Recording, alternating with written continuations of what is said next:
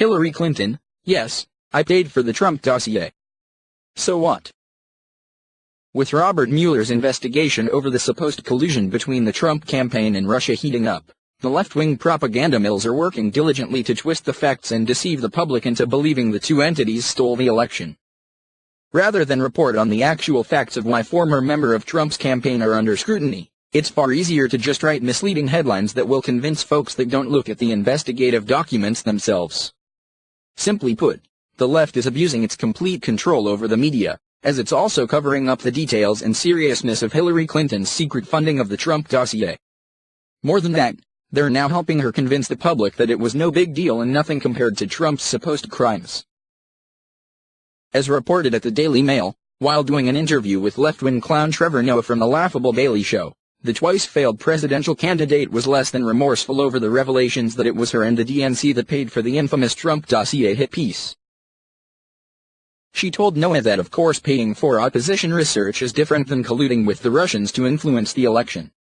She also whined that the public should have been told the Trump campaign was under investigation starting in summer 2016, as it would have helped her prospects. Speaking about the dossier, Clinton said, "It was research that started by a Republican donor during the primary, and then when Trump got the nomination for the Republican Party, the people doing it came to my campaign lawyer Mark Elias and said, 'Would you like us to continue it?' From my perspective, it didn't come out before the election, as we all know, and what also didn't come out, which I think is an even bigger problem, is that the American people didn't even know that the FBI was investigating the Trump campaign because of connections with Russia starting in the summer of 2016. I know that voters should have had that information. That's something that may have influenced some people. And it's part of what happens in a campaign, where you get information that may or may not be useful and you try to make sure anything you put out into the public arena is accurate.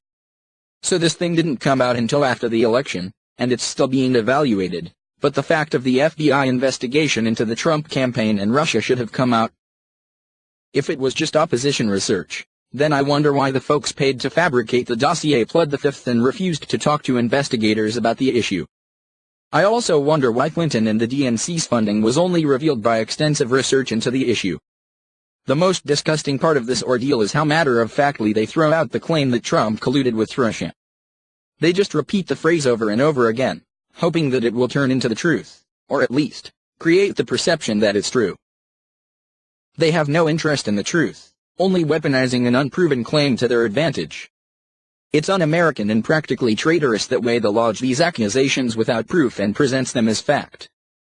But I guess that's to be expected from America-hating leftists, whose only motivation is the acquisition of power. The wave of sexual harassment allegations over the past couple of months has turned into a maelstrom, which is now ending not just careers, but lives. Yesterday, a Kentucky state representative called Dan Johnson drove to a secluded spot on a rural road, and he shot himself. Johnson posted a suicide note online denying allegations that he'd kissed and groped a 17-year-old girl at a New Year's party 5 years ago. Police investigated that claim at the time and decided not to press charges. But when the allegations surfaced again recently, Johnson again denied them, but apparently believed he had no way out. Was Dan Johnson guilty? We can't say, and now that he's dead, we will likely never know. Meanwhile, yesterday, TV show host Tavis Smiley had his PBS program pulled off the air after claims of misconduct were leveled against him. Smiley responded by denying all the allegations. What's interesting is what Smiley says about the process that ended his career. PBS, he says, launched an investigation into his behavior without even informing him it was going on. Quote, "I learned of the investigation when former staffers started contacting me to share the uncomfortable experience of receiving a phone call from a stranger asking whether I had ever done anything to make them uncomfortable and if they could provide other names of persons to call. PBS investigators refused to review any of my personal documentation, refused to provide me the names of any accusers, refused to speak to my current staff, and refused to provide me any semblance of due process to defend myself against allegations from unknown sources." End quote. Now, that's just Smiley's word, of course. We can't confirm any of that. And for what it's worth, Tavis Smiley has never said anything we agree with politically. But that's not the point. The point is that what began as a noble effort to eliminate sexual harassment from American life, an effort we agree with vehemently, is rapidly turning into something dark and menacing. Innocent people fear persecution, and that's always the hallmark of a witch hunt. Others use allegations to settle scores or gain power, and that's the opposite of justice. The rest of the country looks on bewildered and afraid, unsure of what the new rules are, but certain of the punishment for violating them. It is grotesque. Imagine if you were accused by someone whose name you didn't know of a misdeed you couldn't remember or didn't commit. How would you respond to that? You might go on Facebook to protest your innocence, but would that be enough to get your job back? Would it be enough to regain your reputation or the respect of your children? Probably not. What would you do then? Mark Stein joins us now. Mark, I feel, well, actually so intimidated that I have to say out loud what is obvious, which is I think sexual harassment is abhorrent, obviously, and I think people guilty of it should be punished for it. But I'm starting to be concerned that innocent people are afraid of being hurt, and that's a bad sign. And so the question is, what are the rules? How do we find out what they are? How do you know if you're guilty?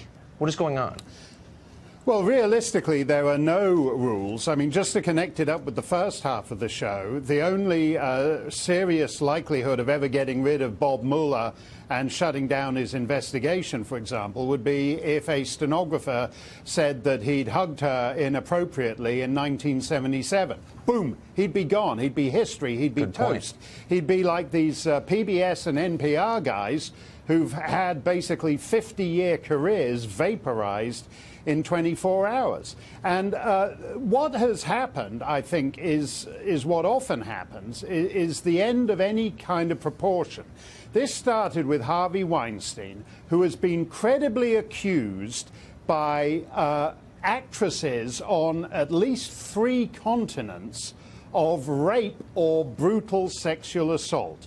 And there are names and there are dates and there are places backing up those accusations. As I said, actresses from New Zealand, from France, from the United Kingdom, the United States, Canada, all over the map with names.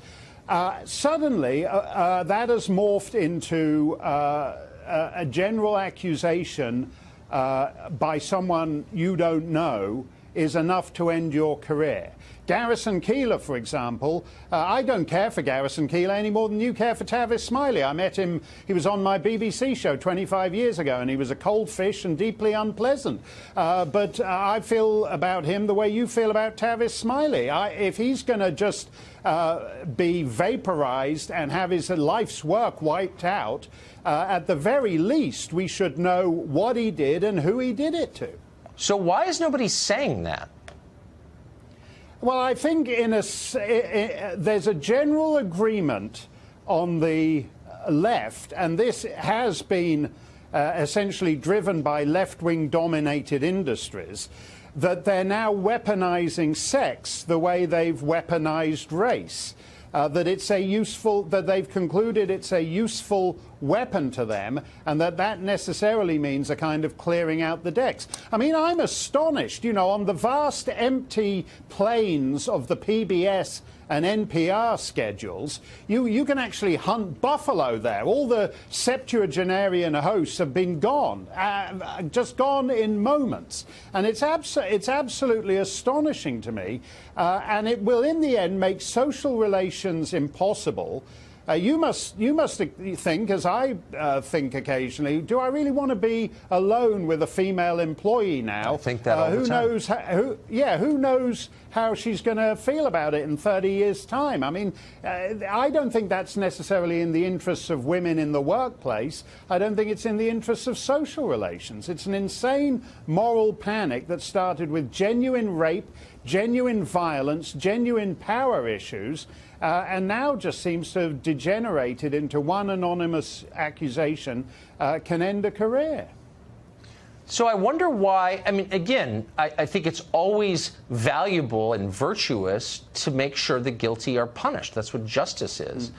But I also think that journalists play a role in this, and that they ought to be the responsible parties in these stories. And maybe somebody should pull back a little bit and make certain that the allegations are true and that the process is transparent before destroying people's careers and reputations. But they're not doing that. Well, I think one reason they're not doing that is because essentially it's their business that has been clobbered.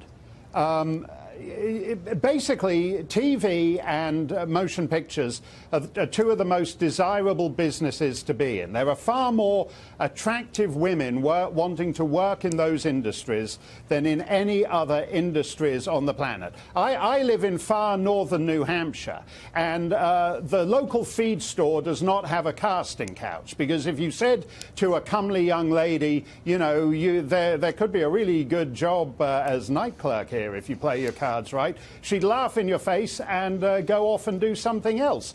But there's in television and in motion pictures, there is the supply far outpaces demand. No, that's absolutely true. No, it is a perfect environment for misdeeds like this. It's just that not everyone accused is guilty. Mark Stein, thank you for your wisdom as always.